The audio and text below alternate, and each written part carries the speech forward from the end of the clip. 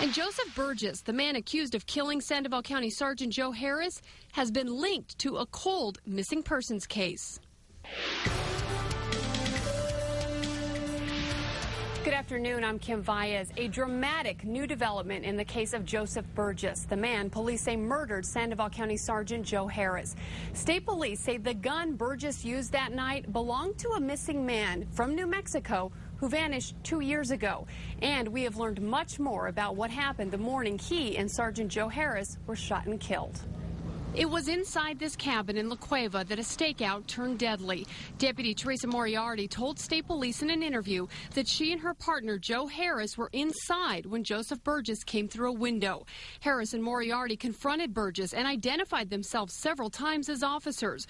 Burgess attacked, and after a short struggle, they were able to handcuff him.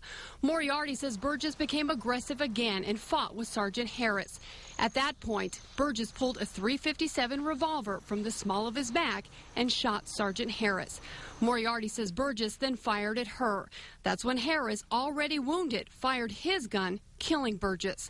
State police have now confirmed the gun Burgess used to kill Harris belonged to a man by the name of David Ellie, who was reported missing in 2007 from the Jemez Mountains. Police are still investigating if Burgess had anything to do with his disappearance. An arrest warrant was issued for Burgess in April in the name of John Doe, a.k.a. the Cookie Bandit. It describes how Burgess had become more violent in his break-ins, prying open doors, slicing screens, and damaging property within the cabins. For many years, residents said Burgess would simply come in, get what he needed, and leave. But in recent months, he was causing heavy damage, $2,000 in one cabin, $1,000 in another. There was also a report that a reserve Sandoval County deputy had been shot at in December of 2008 while in the area. There was concern that Burgess may have been connected, but the Sandoval County Sheriff says they just don't know if that's true. The deputy didn't see anybody out there that day, and before the bullet was fired, didn't hear any movement. So the sheriff says it could have easily been a stray bullet from someone hunting in the area.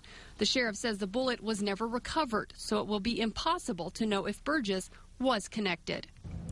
Also today, the Office of the Medical Investigator released the cause of death for Sergeant Harris. It is listed as homicide by multiple gunshot wounds. The report doesn't say how many wounds or where. They say that will be part of the final autopsy report to be released later.